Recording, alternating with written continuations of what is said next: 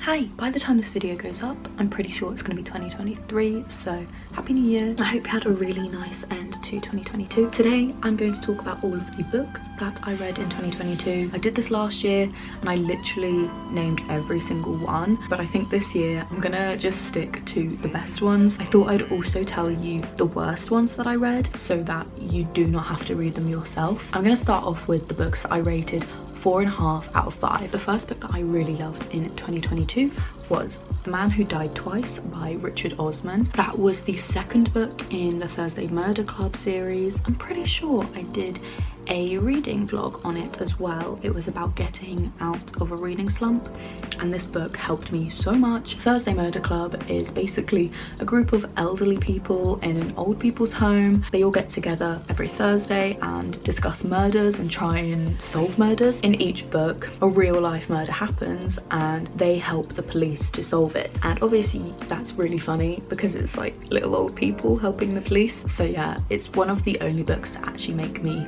laugh out loud, and each character is so distinctive. You kind of know who they are immediately. It's the same premise in the second book, and I've actually just started the third book, so stay tuned to know what I think about that one. And then the second book that I also rated 4.5 stars was The Firekeeper's Daughter. This was amazing. I think it's a debut novel from this author, so I didn't really have anything to base my expectations of, but I loved this. So this story is about this young girl on a Native American reservation. If I remember correctly, I'm pretty sure she was half Native and half just American, and so she kind of didn't fit in either side. Someone is killed and she's kind of employed to help the police investigation. There's drugs involved, murder, racism, sexism. I do remember there being some potentially triggering things in there, so definitely check out the trigger warnings before you read it. But overall, the mystery was so complex and exciting. That was Firekeeper's Daughter. Please read it. Third book that I rated another 4.5 stars was How to Kill Your Family. This girl is killing off members of her family because they're all really bad people, and there was something about an inheritance. I can't remember the details exactly, but I just remember all of the ways that she like kills off the family were so, I don't know, so planned and thought out so that she just couldn't get caught, and it was really clever. It's kind of a bit of a dark comedy as well. I feel like it would be a really good series, and in like each episode a different family member could die. The fourth book that I rated 4.5 stars was Malibu Rising by Taylor Jenkins Reid. I love Taylor Jenkins Reid. I actually read, I think, 2 of her books last year. One of them, honestly, didn't really love. That was one of the mid books that I read, but Malibu Rising was fantastic. It was about this family who live on the coast of California. Yeah, right, that's where Malibu is, and they're super rich. But Taylor Jenkins Reid loves to do one of those kind of split timelines where, so you're going through something in the present and then it also jumps back to the past to kind of explain how they got to where they are. It sounds really complicated, but it's not. It just makes the story so much more interesting. Lots of characters. If you've read any of her other books, Daisy Jones and the Six, The Seven Husbands of Evelyn Hugo, lots of characters, so can be a bit confusing from time to time, but it focuses on, I think, this main girl who's married to this awful man, and it's about her children. It's hard to explain because there are so many small stories within the whole thing, but just imagine like Hollywood, celebrities, sex, drugs, rock and roll, that type of thing. The second to last book that I rated 4.5 stars was The Marlowe Murder Club. Now, this might sound exactly the same as the Thursday Murder Club, and to be honest, you'd kind of be correct. It is very similar. Not a complete carbon copy. It's kind of the same premise where a group of unlikely people kind of join together to solve a murder. One of them's like really old and then the other 2 are younger, so the dynamic is really interesting and it leads for it to be really funny. There's a man who is found dead. This story was just so clever. I just remember being on the edge of my seat so much. If you loved The Thursday Murder Club, you will enjoy this as well. Now onto the last book that I read that I rated 4.5 stars, and that was With Teeth. I did a reading vlog on this pretty recently, I think. I believe it was the one that I titled Feminine Rage, because this book is about two lesbian women who they're married and they have a child, and he is so difficult. He's a real problem child, and the mother, who is the main caregiver, just really can't control him. One of the mums feels like she's doing more work than the other. There's just a lot of marital problems between them, as well as the problems with the child. Just for example, it doesn't ruin the story or anything, but just for an example, this boy went to therapy, and at the therapist's there was a fish tank. He broke the fish tank, and when the fish was like flapping around on the floor, he just like stood on it. Like he just stamped on the fish, which obviously isn't really normal, and you can just feel the rage inside of you. Well, personally, I can feel the rage inside of me building up. What I really liked about it was that you see the dynamic of the family through different years. So it starts off when the boy's really young, then you go to when he's about 10 years old, a teenager, and then like a bit older, and obviously there's issues at each stage of life. I just love a book that can ignite these types of emotions in me, even if it was irritation for this one. Now on to the first book that I read last year that I rated 5 stars, and that was The Silent Patient. This again is a mystery thriller with a massive twist at the end that I did not see coming. The whole time I was gripped. The pace was really quick as well. It was the first book that I read in 2022, so I don't know if I can remember it exactly. It was about this woman. She's in a mental institute and she won't speak like at all. I think her husband was murdered. Because she didn't say anything to the police after this, no one could work out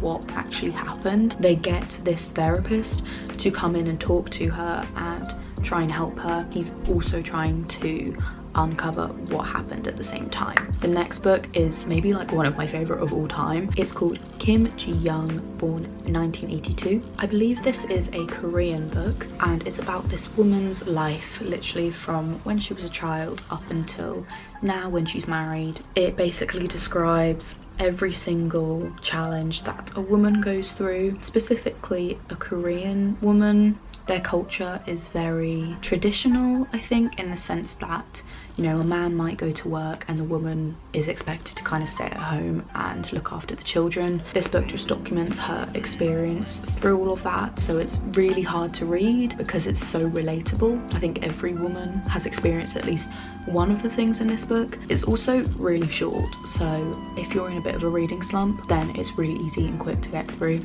On a similar note, the next book that I rated 5 stars was Convenience Store Woman. I read that very recently. It's a Japanese book about this woman who works in a convenience store for pretty much her whole life. I believe she has some type of autism. It's not explicitly said, but in the way that she acts and, you know, says things, it's fair to assume. It's basically a social commentary on the majority of people are so focused on being the best, being the most successful, what's next in life, what can I do to achieve more, instead of just trying to be happy, or maybe they think that this other thing will make them happy. Then there's this woman who works in the convenience store and she loves it. She really loves it, and she's really good at it, but everyone around her is like, do you not want more? Aren't you embarrassed about working in this little shop your whole life? Because she's not really cued into the social norms, she is thinking, why should I be embarrassed?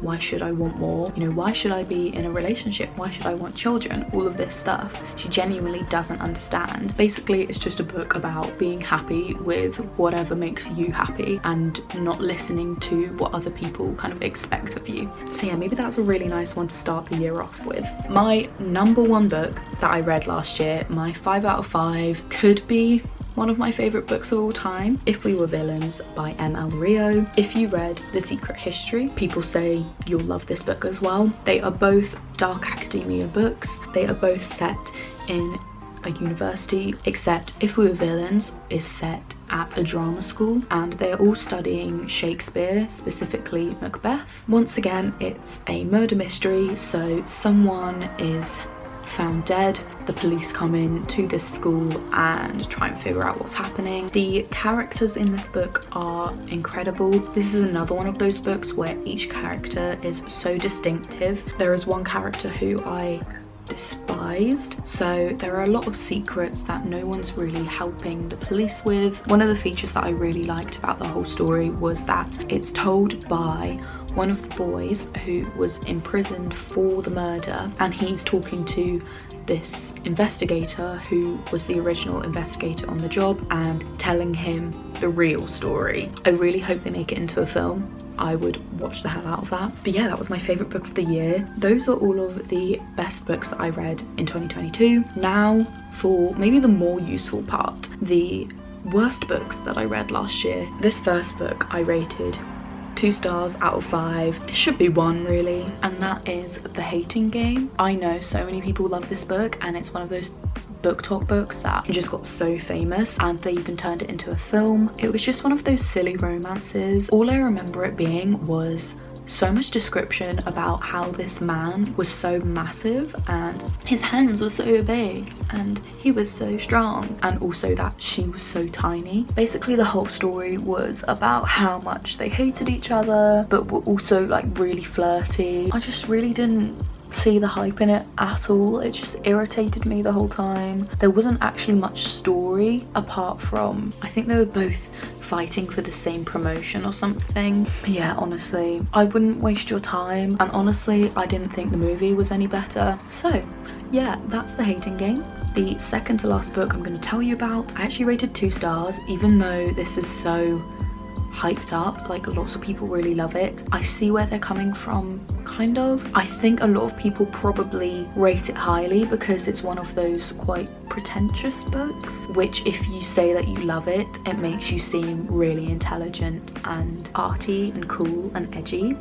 Maybe these people genuinely enjoy the book, and that's great too, but that is the vibe that I get with this book. It was Before the Coffee Gets Cold. I just thought it was so boring. I couldn't get into it. It's basically about this coffee shop, and if you go and sit at this particular table and have a coffee, then you can travel back in time, but you have to make sure that you get back to the present before the coffee gets cold, otherwise you're stuck in the past. And you follow different stories of different people who sit in the chair, and you know, the premise, it sounds very interesting, and I think it could have been done better. Personally, I just found it so slow and I didn't connect to any of the characters. It was actually a very short book, so it was difficult to get to know the characters because you don't know them for very long. Then again, so many people love this book, so maybe you can't take what I say about it for how you'll feel about it. I will admit that it is one of the most pretty books that I've ever bought, just not for me, and I'm not going to read the second book. The last book that I read last year, I DNF'd this book because it was just so bad. It was called Addicted to You. Again, another TikTok book that everyone hyped up. It's a series of books, and I think each book follows a different girl. The one that I read was about this girl who is addicted to this boy. He is addicted to alcohol, so the whole time he's just drunk and she's trying to like help him. There's no communication, so instead of them both saying like, oh I love you or whatever, they just like skirt past it the whole time. It was written like a really bad fan fiction, not even like a good Wattpad book, but it was a bad one. It was really cringy. There were some really pointless plot lines, I thought. So yeah, I only got about halfway and just sacked it off. I was like, I can't do this anymore. It's terrible. So yeah, I'm sorry if you loved that series. I feel like if I had read it when I was like 13, then I probably would have loved it. But yeah, at my age, definitely didn't enjoy it. That was the one and only book that I did not finish last year. Each of those books has a bit of a cult following behind them, so there is a possibility that you will like them as well as all of these other people who did. So yeah, those were the best and the worst books that I read in 2022. I would love to know which books you read this year, which ones you thought were the best. Maybe you can give me your best book of the year and your worst book of the year. If you want to stay up to date on all of my bookish things, then follow my Instagram and my Goodreads account. Once again, Happy New Year. I hope you have the best year of your life. I really look forward to reading more with you guys in 2023. I hope I will see you in my next video. Bye.